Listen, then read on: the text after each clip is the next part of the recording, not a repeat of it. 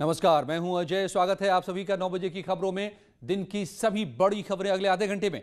Allahabad high court से सबसे पहले बड़ी खबर आई है। हाईकोर्ट ने अतिक्रमण हटाने का निर्देश दिया है। पार्क, खेल मैदान, खुली जगहों से अतिक्रमण हटाए जाएं।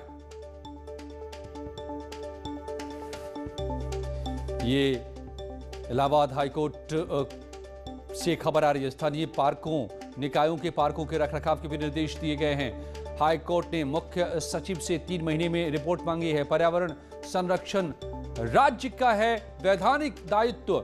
हाईकोर्ट पर्यावरण को वरीयता दी जानी चाहिए, यह हाईकोर्ट ने यह भी बात कही है। तो आमतौर पर आप देखते हैं किस तरीके से पार्कों में, सरकारी जगहों पर, सड़कों के किनारे जहां पेड़ होने चाहिए, पौधे होने चाहिए, हरियाली होनी चाहिए, ताकि पर्यावरण को शुद्ध हवा मिल सके, खुली जगह मिले और लोगों के लिए भी वो जगह मौजूद हो। मगर सभी जगहों पर अतिक्रमण हो जाता है अक्सर, चाहे वो लोग या माफिया, इनकी निगाह पड़ जाती है। तो हाईकोर्ट ने अब सीधे सख्त संदेश दिया है। कहा है कि नहीं, ये नहीं चलेगा। ऐसी जगहों से, सरकारी जगहों से, पार्कों से, खेल के मैदानों से, खुली जगहों से अतिक्रमण हटाए जाए। स्थानीय निकायों के पार्कों को रखरखाव उसका किया जाए। आप ये भी देखते होंगे कि जो एमसीडी के पार्क होते हैं, म्यूनिसिपैलिटी के जो पार्क होते हैं, वो गंदे होते हैं, रखरखाव नहीं होता है, वहां आप जा नहीं सकते, ऐसे हालात अक्सर बने होते हैं। तो हाईकोर्ट ने कहा है कि उनको साफ सुथरा कीजिए, बेहतर बनाइए, ताकि लोग वहां जा सकें।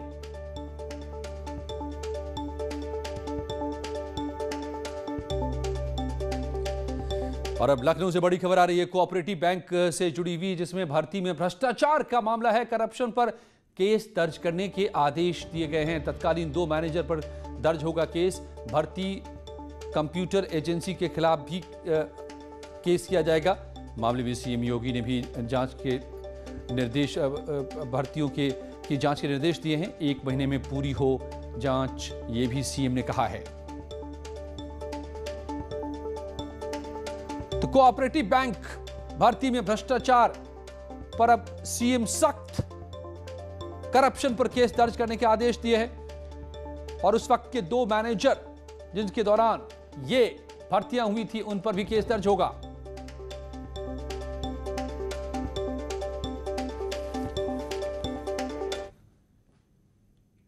प्रयागराज में पीडीए की ओर से हिस्ट्री शीटर जावेद और पप्पू गंजिया के खिलाफ बड़ी कार्रवाई की गई है।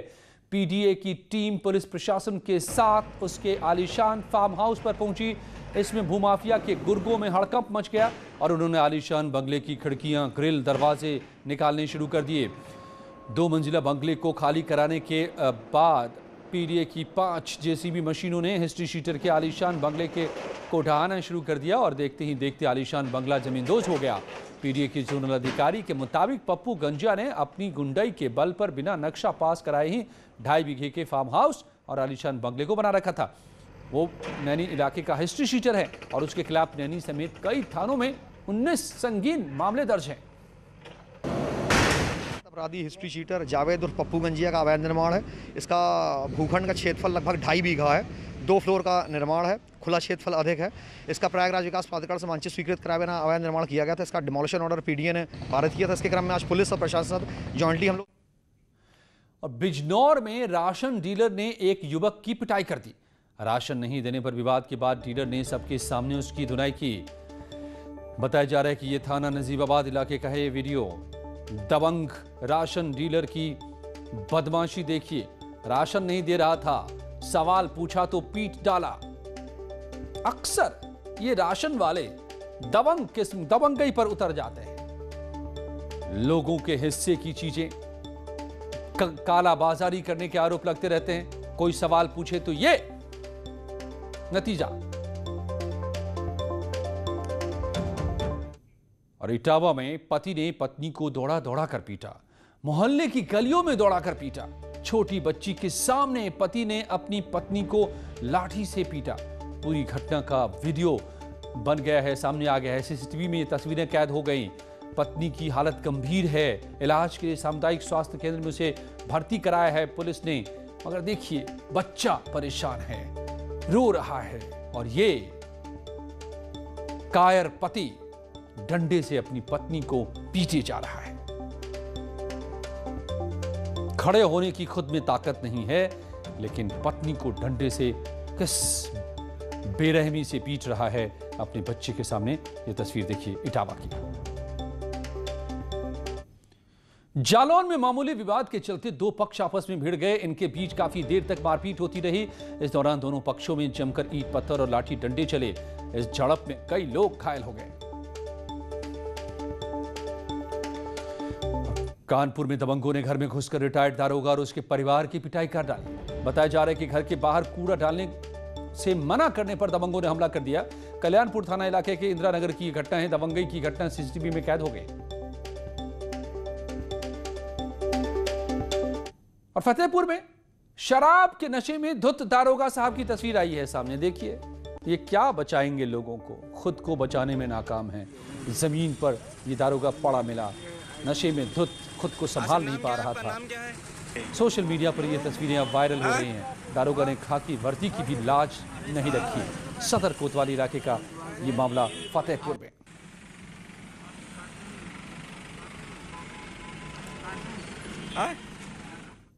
और मिर्जापुर में ट्रक मैजिक में एक भीषण टक्कर हो गई। मैजिक सवार 6 बच्चों समेत 14 लोग इसमें जख्मी हो गए। स्थानीय अस्पताल में इलाज चल रहा है। 4 की हालत गंभीर बताई जा रही है। अहरौरा थाना इलाके के बाराडीह रोड की घटना। ट्रक और मैजिक में भीषण टक्कर। हरदोई में एक किशोर का शव मिला। 1 सप्ताह से लापता था यह किशोर। अब उसका शव मिला तो कोहराम मच गया। टुकड़े टुकड़े में यह शव बिखरा पड़ा था। अरवल थाना इलाके के नंदना गांव की घटना। पुलिस मामले की पड़ताल में जुटी है कि आखिर किसने इस तरह से किशोर की हत्या की। हल्द्वानी से खबर है, जहां काला ढुंगी में एक तेज रफ्तार बाइक सड़क पार कर रहे गुलदार से टकरा गया। टक्कर इतनी जबरदस्त थी कि गुलदार बेहोश होकर सड़क पर गिर गया और बाइक सवार भी गंभीर रूप से घायल हो गया। अस्पताल में उसे भर्ती कराया गया है। इस बीच वहां से गुजर रहे लोगों ने वन विभाग को सड़क पर बेहोश गुलदार के बारे में जानकारी दी।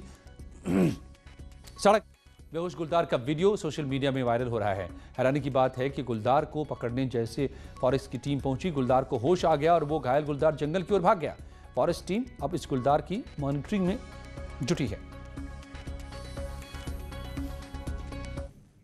देहरादून में कौलागढ़ निवासी अंजलि थापा शुक्रवार को कोबरा के हमले से बाल बाल बची। घर में चल रहे पुताई के काम करने के दौरान जैसे ही उसने गमला हटाने की कोशिश की, वहां पर फन फैलाकर बैठे कोबरा को देखकर होश उड़ गए। घर वालों ने तुरंत 100 नंबर पर इसकी जानकारी दी। मौके पर फॉरेस्ट की रेस्क्यू टीम पहुंची और उसने इस कोबरा का रेस्क्यू किया। एक मिनट। अमरोहा में अधिकारियों की मनमानी सामने आ रही है। गन्ना किसानों पर यह भारी पड़ गई है मनमानी। मामला नौगांव तहसील के धनोरा मार्ग का है। किसानों ने गन्ना विभाग से आहत हैं। किसानों का कहना है कि सालों से धनोरा के गांव मलेशिया में मौजूद वेब शुगर मिल के क्रैक केंद्र पर वो अपना गन्ना सप्लाई करते हैं, लेकिन कुछ दलाल माफिया और अधिकारियों की मिलीभगत से शुगर मिल के अधिकारियों की भी इसमें मिलीभगत है। गांव इब्राहिमपुर और गजस्थल के क्रैक केंद्र को जबरदस्ती बिना किसानों की सहमति के गन्ना क्रैक केंद्र का प्रस्ताव राणा शुगर मिल बेलवाड़ा के पक्ष में कर दिया गया है। अरे आओ चलो करो जो है अपनी राजनीति करके इसे बेलवाड़ा पहुंचाना चाहते हैं और हमारे सभी किसान मलेशिया के लिए राजी है गन्ना देने को। बाकी किसी मिल पर गन्ना नहीं जाएगा हमारा। और ऐसा हुआ अगर कोई साजिश हुई इसमें, कोई अधिकारियों ने किसी नेतागर्दी में अगर ये ऐसा कुछ हुआ तो जन आंदोलन होगा। गोरखपुर में सीएम योगी गोरक्षनाथ मंदिर पहुंचे। यहां उन्होंने पूजा पाठ की। सीएम योगी ने गोरक्षनाथ मंदिर में सबसे पहले भगवान गोरक्षनाथ के दर्शन किए और फिर पूजा अर्चना की। इसके बाद अपने गुरु महंत अवैधनाथ की समाधि पर जाकर माथा टेका। सीएम योगी गोरखनाथ मंदिर में होने वाले महाअष्टमी की पूजा में शामिल होंगे।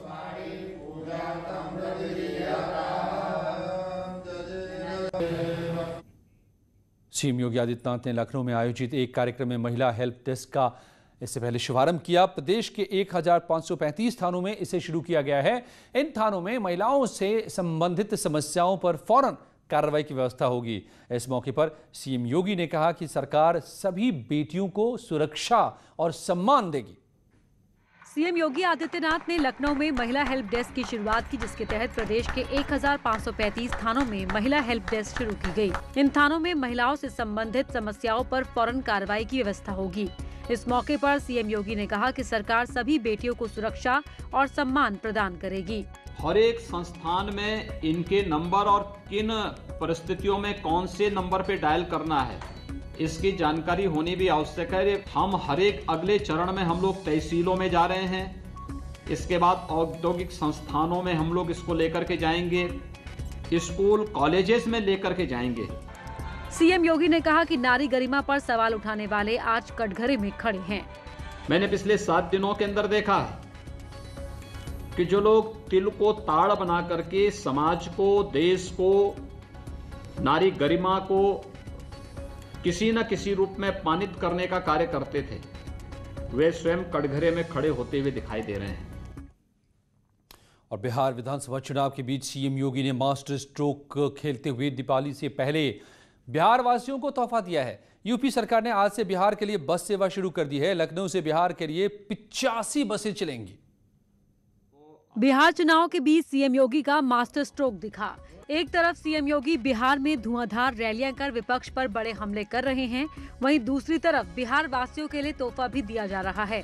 मुख्यमंत्री योगी आदित्यनाथ के निर्देश के बाद उत्तर प्रदेश राज्य परिवहन निगम ने दिवाली से पहले यूपी से बिहार के बीच बस सेवा शुरू कर लोगों को बड़ा तोहफा दिया। परिवहन निगम ने राजधानी के आलमबाग बस अड्डे से बस सेवा का शुभारंभ कर दिया है और इसके साथ ही जल्दी गोरखपुर समेत 5 जिलों से बिहार के लिए 85 बसें चलाई जाएंगी। इसके रूट, समय और किराए को लेकर अंतिम चरण की बात चल रही है। योगी आदित्यनाथ ने बिहार की जनता का उत्तर प्रदेश आना और उत्तर प्रदेश की जनता का त्योहारी सीजन में बिहार जाना अब और ज्यादा आसान हो जाएगा। दीपावली, दशहरा और खासकर छठ पूजा के मद्देनजर योगी सरकार यूपी परिवहन निगम की करीबन 85 बसों को यूपी से बिहार के लिए चलाएगी। योगी सरकार किसानों की जिंदगी में खुशहाली लाने और उनकी आमदनी बढ़ाने के लिए धान की खरीद पर खास तौर से ध्यान दे रही है, लेकिन कुछ ऑफिसर अपनी करतूतों से सरकार की कोशिशों पर पानी फेर रहे हैं। पीलीभीत में कुछ ऐसा ही मामला दिखा। यहां किसानों की शिकायत से बौखलाए एसडीएम ने किसानों की समस्या का समाधान करने की जगह उन्हें ही खरी खोटी सुना दी। पीलीभीत में डीएम से शिकायत के बाद एसडीएम भड़क गए और किसानों से बदसलूकी करने लगी। तस्वीरें पूरनपुर के घाटमपुर क्रय केंद्र की हैं, जहां एसडीएम राजेंद्र प्रसाद धान क्रय केंद्र पर किसानों से बदसलूकी करते नजर आए। आरोप के मुताबिक शिकायत से भड़के पूरनपुर के एसडीएम राजेंद्र प्रसाद और तहसीलदार विजय प्रकाश त्रिवेदी ने किसानों को खरी खोटी सुनाई है। बारदाना तो अधिकारी भेजेंगे ना, तुम क्यों नहीं भिजवाते? भिजवा जाके वहाँ, भिजवा जाके वहाँ, भिजवा जाके वहाँ। मैंने डीएम से बात करी है, भिजवाइए जाके बारदाना। हम लोग कर रहे हैं बात। ठीक यहाँ बारदाना भिजवाइए, ये वहाँ चले गए, सब बारदाना मिलेंगे कुछ 600। इसका आज चले जाओ मंडी चले। बता दें कि किसानों ने डीएम से धान क्रय केंद्र पर बोरियां न होने पर शिकायत की थी। इससे बौखलाए एसडीएम का वीडियो सोशल मीडिया पर वायरल हो रहा है। सीएम योगी आदित्यनाथ और रक्षा मंत्री राजनाथ सिंह ने धान खरीद को लेकर जिले की तारीफ की है, लेकिन कुछ अफसर सरकार की कोशिशों पर पानी फेर रहे हैं। परवेज, न्यूज़ 18 पीलीभीत। लौटते हैं खुशी पलों में दिन की और बड़ी खबरों के साथ।